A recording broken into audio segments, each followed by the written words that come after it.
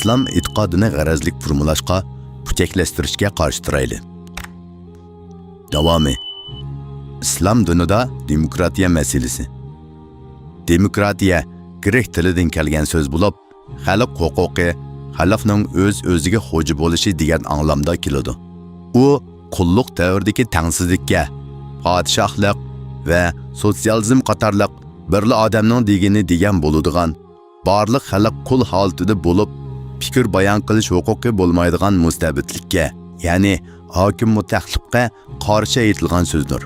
Demak, u erkinlik, baravarlikning umumiy otilishi sifatida hech qanday yomonlikdan, qabohatdan derak bermaydi. Gap demokratiyani qandoq qo'llanish, uning doirasini qandoq belgilashda.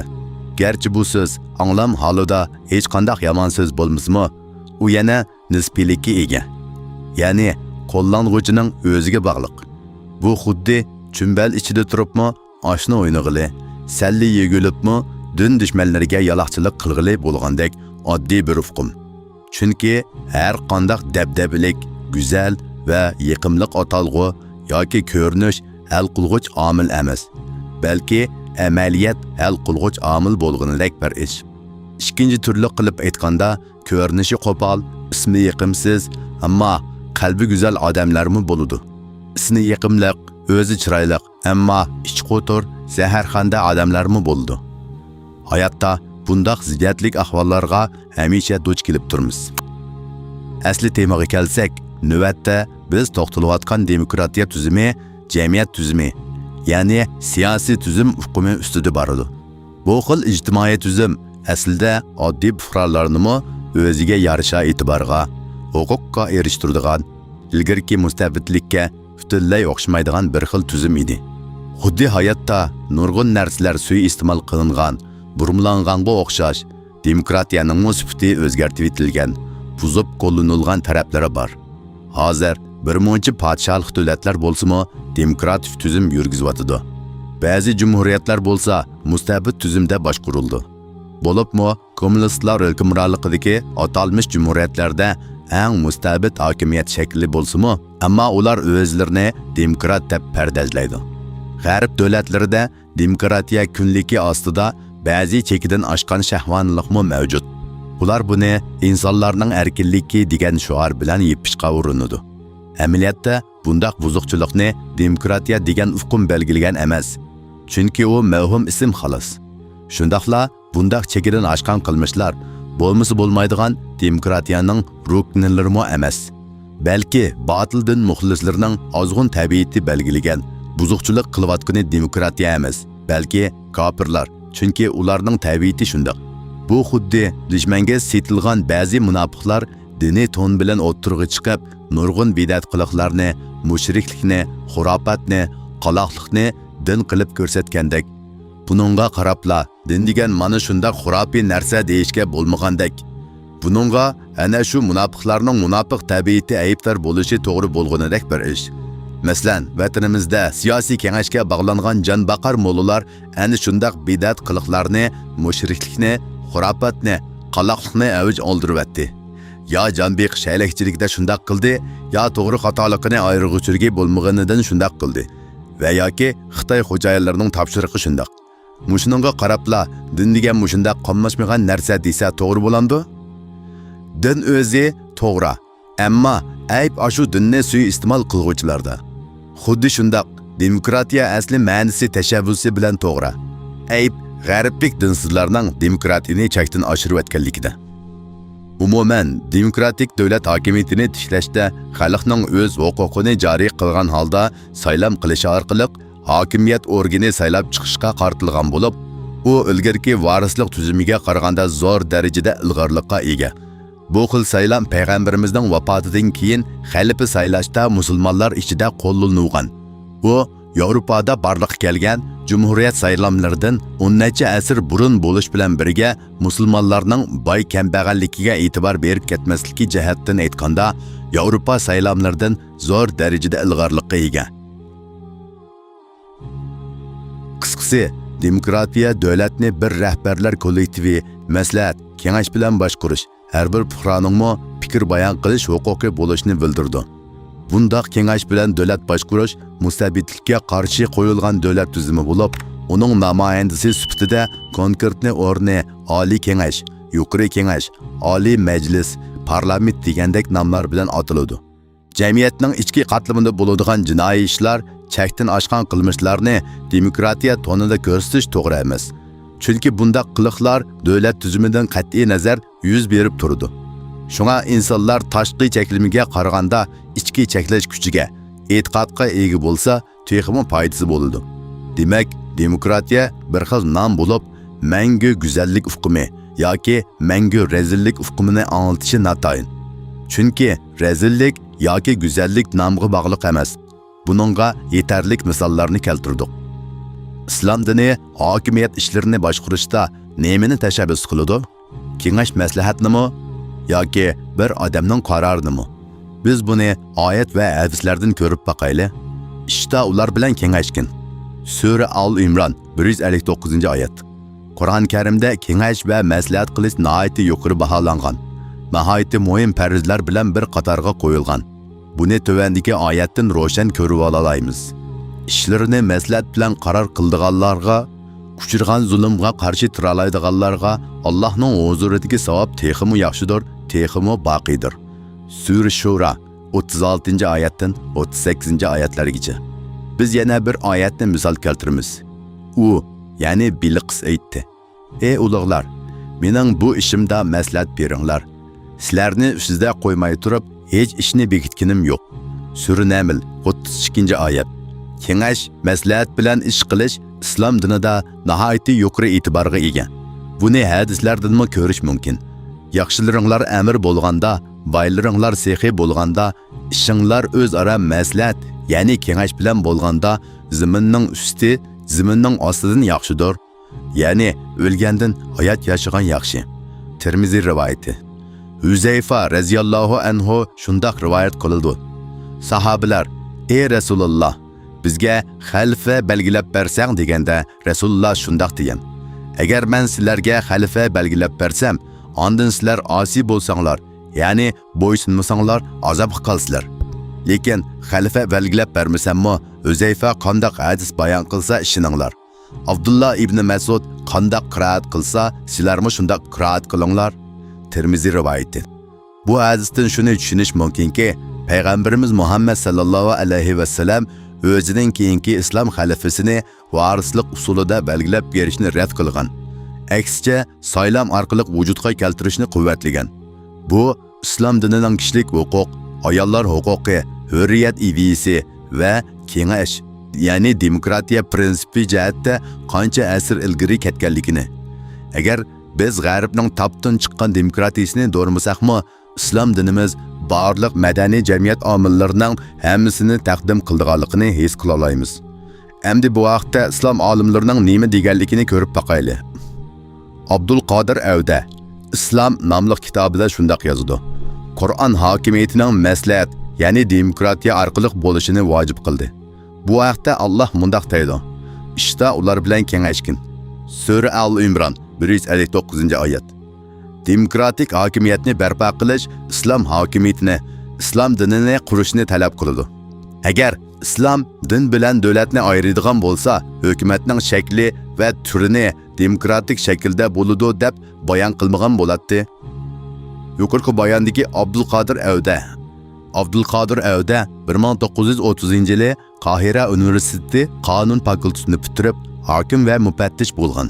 Musulmon qarindoshlar partiyasining dastlabki a'zolaridan. U partiyaga texmo yaxshi xizmat qilish uchun 1951-yili vazifasidan istifa berib, advokatlik qilgan. 1953-yili Liviya asosiy qonunini hozirlashga taklif qilindi. 1954-yili Abdunasirga qasd qilishda tuhmat qilinib o'limga hukm qilingan. 1954-yili 9-dekabrda partiyaning 3 nafar a'zosi bilan birga o'ldirilgan. Abdurdin. İslam shariati insonlar orasida shartsiz barobarlik prinsipini o'tirg'i qo'ygan. Bu haqda Alloh mundaq deydi: "Haqiqatan eng taqvodor bo'lganinglar Allohning dargohida eng hurmatli hisoblansizlar." Ya'ni kishilarning bir-biridan ortiq bo'lishi nasab bilan emas, taqvodorlik bilan bo'ladi. Sura Hujurat 13-oyat. payg'ambarimiz mundaq degan: insonlar bir tag'oqning tishiga o'xshash baravardir. Arabning ajandan taqvodorlikdan boshqa ortiqchiligi yo'q. Shariat bu prinsipni bundan 13 asr burun o'tirib qo'ygan. Lekin bilimsiz johillar tuzgan qonun prinsipini, ya'ni barabarlik prinsipini 18-asrning oxirlarida andin tushunib yetgan va hozirga qadar Yevropa davlatlarining ko'pinchisi va Amerika Qo'shma Shtatlari bu prinsipni shartlik holda yurgizyotdi. Shariat tushgan kundan boshlabla fikr erkinligi prinsipini eng yuksak darajada o'tirib qo'ydi. Ya'ni fikr qilish erkinligi va e'tiqod erkinligi o'tirib qo'yilgan. Bu haqda ko'p oyatlar bor bo'lib, buningdan bir qanchisini so'zlab o'tamiz. Mo'jizalar va ogohlantiruvchilarning, ya'ni payg'ambarlarning iymon etmaydigan qavmga foydasi bo'lmaydi. Sura Yunus 101-oyat. Ey Muhammad, u, ya'ni Alloh sana kitobni, ya'ni Qur'onni nozil qildi. Uningda mahkam, ya'ni ma'nosi ochiq oyatlar borki, ular kitobning, ya'ni butun Qur'onning asosidir. Yana boshqa mutashabih, ya'ni ma'nosi muayyan emas oyatlar bordir. Dillarda agirlik bor, ya'ni gumrohlikqa moyil kishilar fitna qo'zg'ash va o'z ra'yi bo'yicha ma'no berish uchun mutashabih oyatlarga agishidi. Ya'ni mutashabih oyatlarni o'z nafsi g'oyishi bo'yicha tushundirdi. Bundaq oyatlarning haqiqiy ma'nosini faqat Alloh biladi. Ilmda to'shqonlar aytidi. Uning reshandoq hammasi Parvardigorimiz tarafidan nozil qilingan. Buni faqat aql egalarilar tushunadi. Sura Al-Imron 7-oyat. Dinda uningni kirishga zo'rlash yo'qdir. Sura Baqara 256-oyat.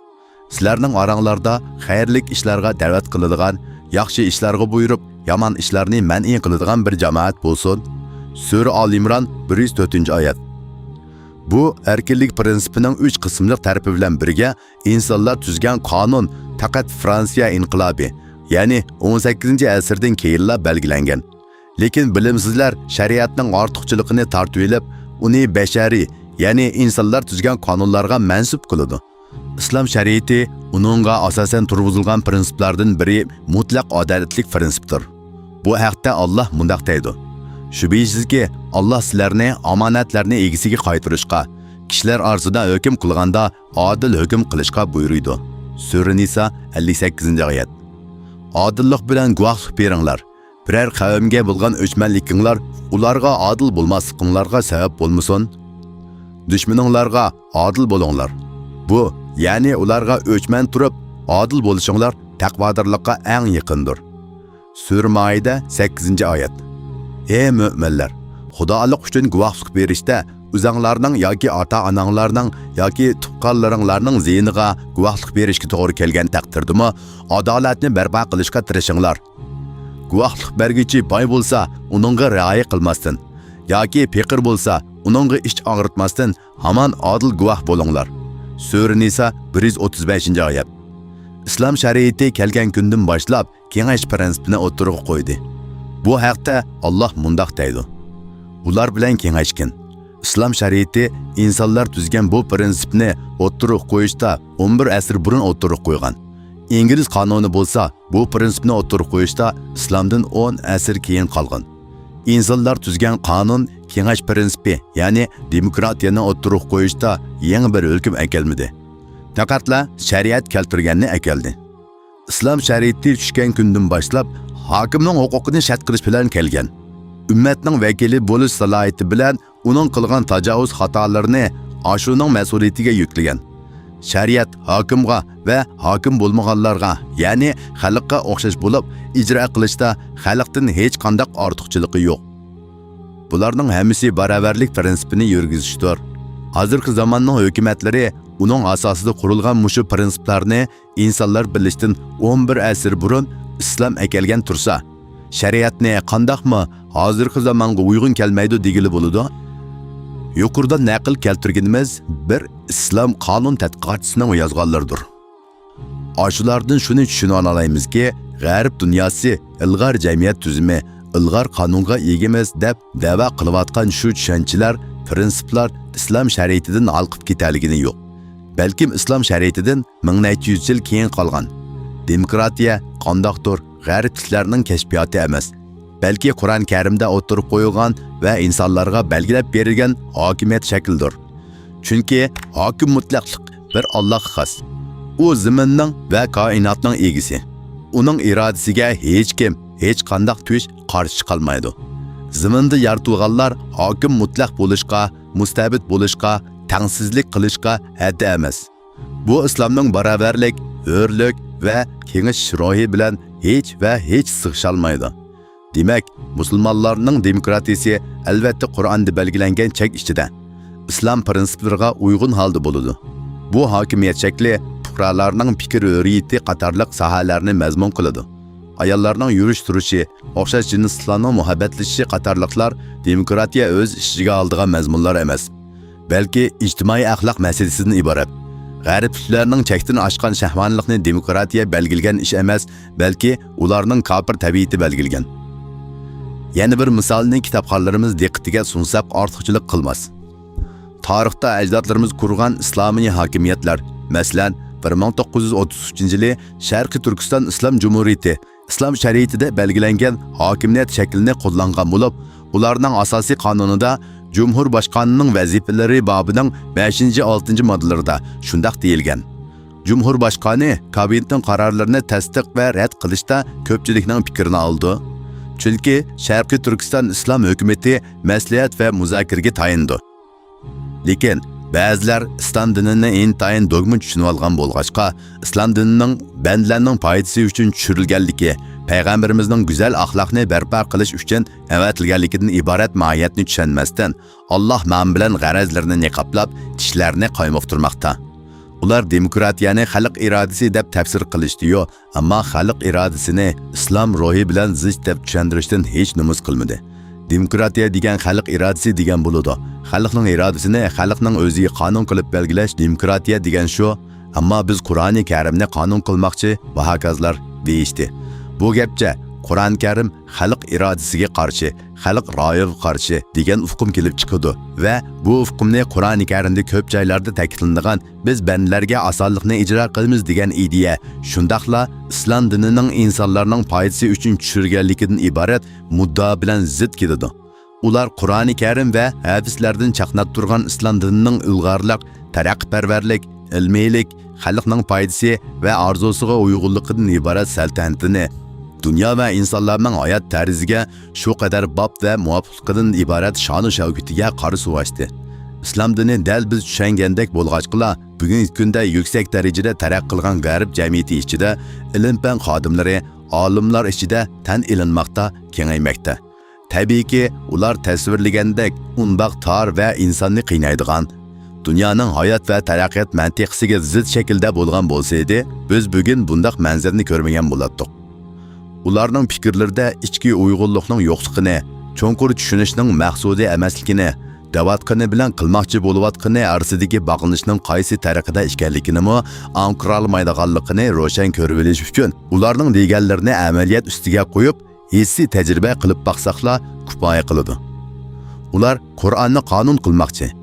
Agar Qur'onni qonun qilganda qanday natija ko'rildi?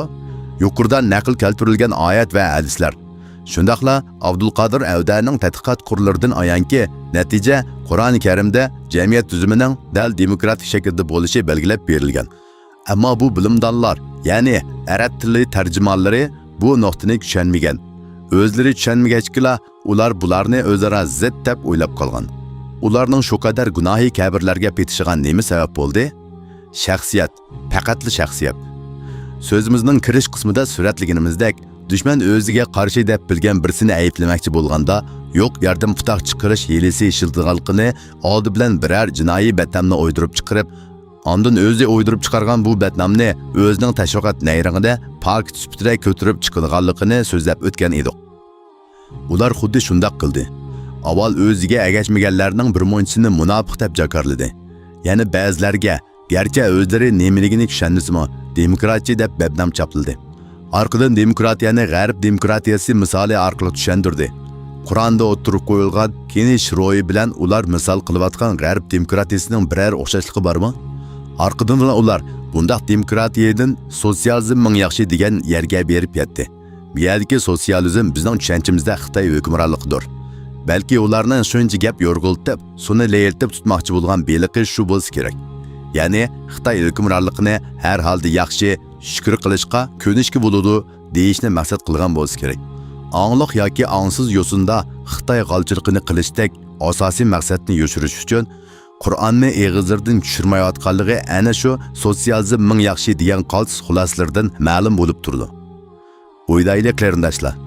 Ular yaxshi deyotgan sotsializm qandoq narsa? 40 yildan beri beshimizga nima balolarni keltirmadi? Odamdek yashashga, yilda bir loqma go'sht ko'rishga, ömrida putiga oyoq kiyib beqishga nasib bo'lmay, ömrü o'tadigan xalqimizni ko'z oldimizga keltiraylik. Oylab uyga kelolmasdan zayda yetib, hasharga ishlaydigan dehqonlarimizni ko'z oldimizga keltiraylik.